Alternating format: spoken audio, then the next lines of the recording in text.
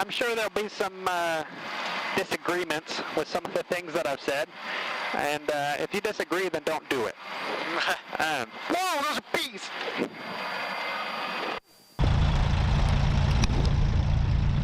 Did you just fly through a swarm? I just flew through a giant swarm of bees.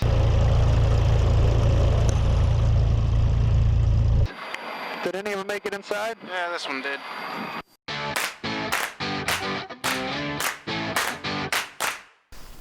Hello everyone, welcome to Propwash Ranch. This week we're going to be talking about our runways that we have here.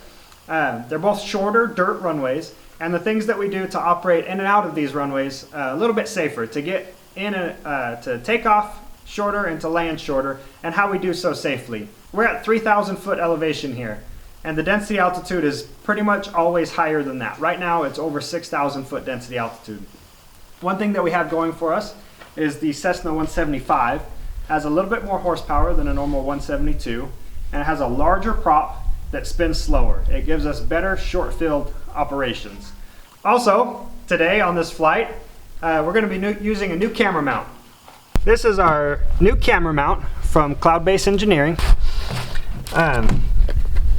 You open it up, it comes in a nice little carrying bag. I quite like that. And a list of instructions. These are actually really good instructions.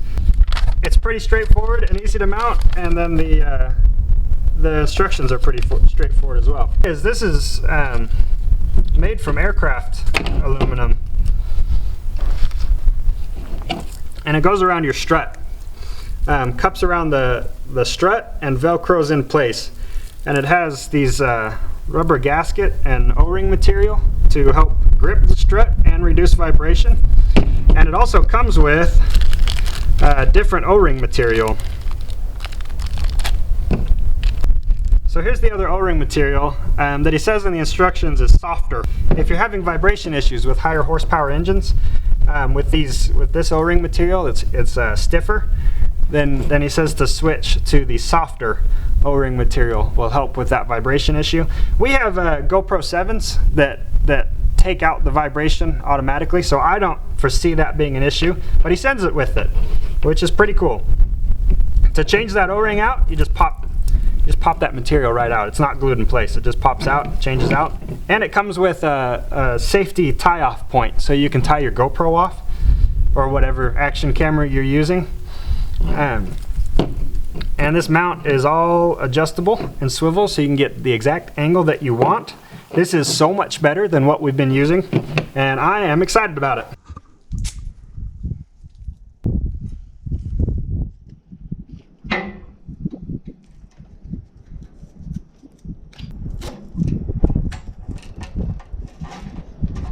It actually is that easy.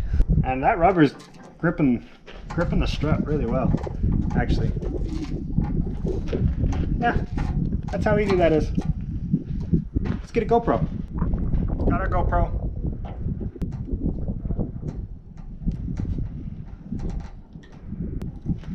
So that's good. I like the shot looking out like that, but it's also very easy. You can just turn it.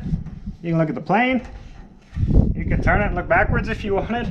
Any angle you want. It's really easy to achieve. But this ball joint setup is very nice. We're ready to go flying. Try it out. Something I want to mention about our runways is that it is not soft filled, nor is it rough filled. Our runways are smooth-ish, kind of, but definitely not soft. The dirt here on the ranch packs really well. We have really nice dirt here on the ranch. So this dirt is actually really hard, and you don't need to worry about your wheels digging into it. We don't need to worry about the front wheel collapsing into it, and there's no holes for any tire to fall into. So the tips that I'm talking about are not for soft filled, and they are not for rough filled. These are just for short dirt runways like what we have. Hard packed, smooth-ish, short runways with high density altitude. One thing that we do to help with short field performance that's kind of important is ballast. If you have two pilots, two persons in the front, in a normal Cessna 172, and especially in the 175, then it's kind of a more forward CG. It's still within the CG envelope, but you're on the forward end of the CG envelope, which makes it so you can't flare enough to do short field performance, really. What we do to compensate for that is we keep ballast in the back. And what's better ballast than a case of water? That way you have water when you need it.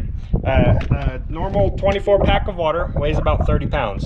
You put it in the cargo area all the way to the back, and that really helps balance things out. It puts you a lot closer to the center of gravity and allows you to have enough flare.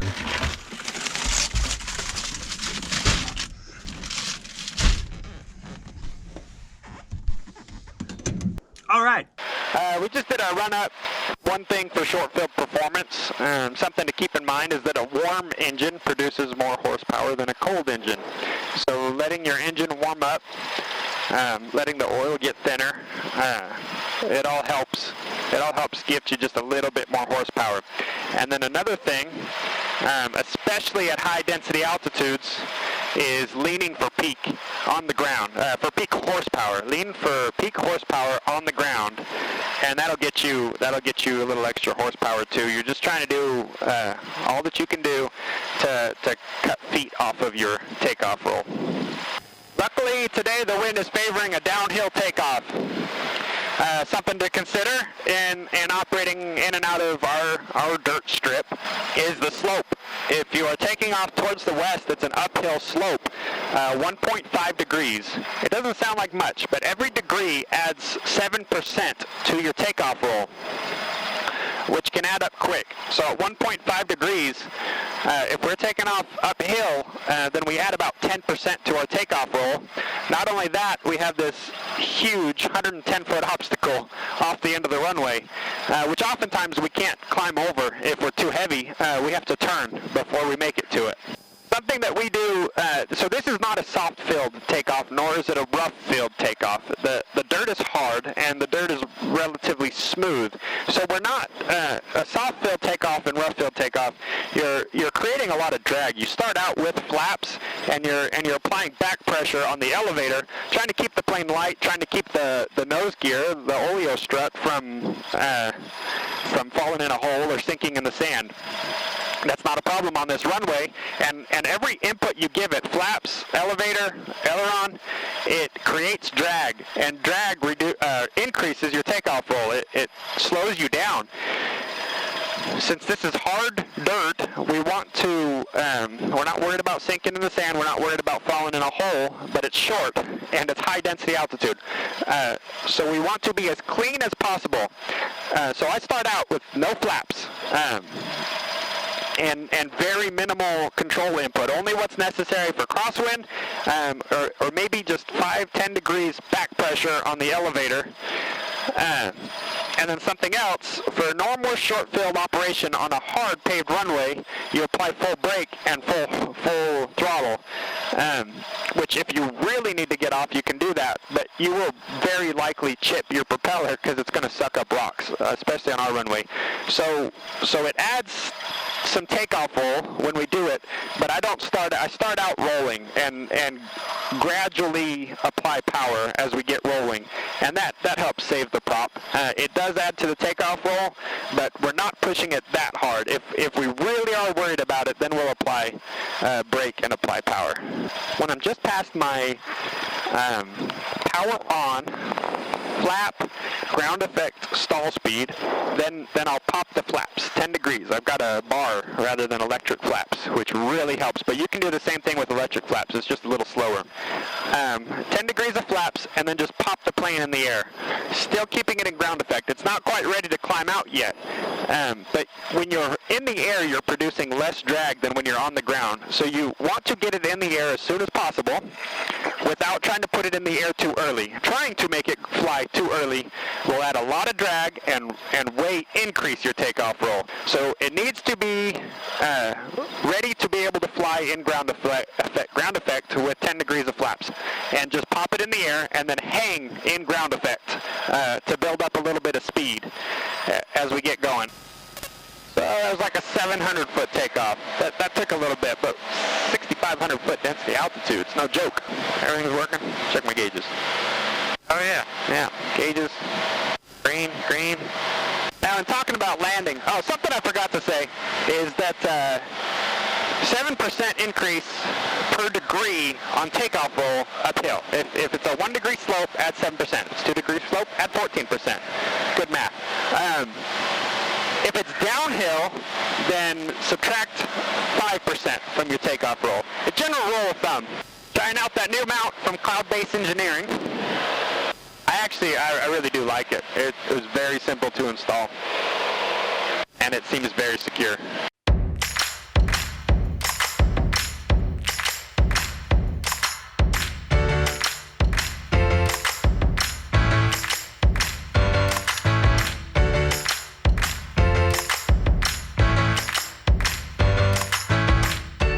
So something else that I want to talk about is a rolling into a landing. And I think a lot of pilots will be against this. You have to keep in mind the strain that this puts on your front strut. So do not do this too fast. But even just a few miles an hour makes a huge difference on your takeoff. So the longest takeoff roll is going to be just applying power, gradually applying power, being nice to your engine, and gradually getting up to full throttle. That's the longest. The next in line is going to be with your brakes engaged, run up to full throttle, and then drop your brakes and take off. The problem with that is the rocks.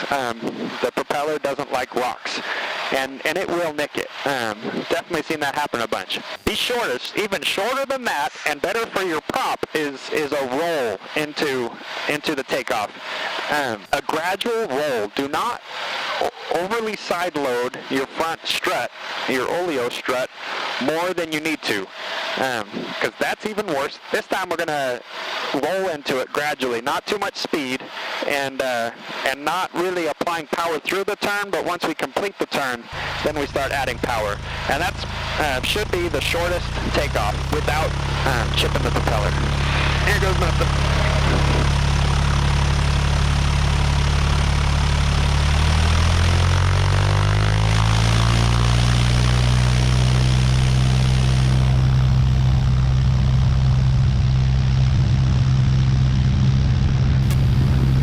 That was under 700 feet. 675 feet, that's what we'll call that.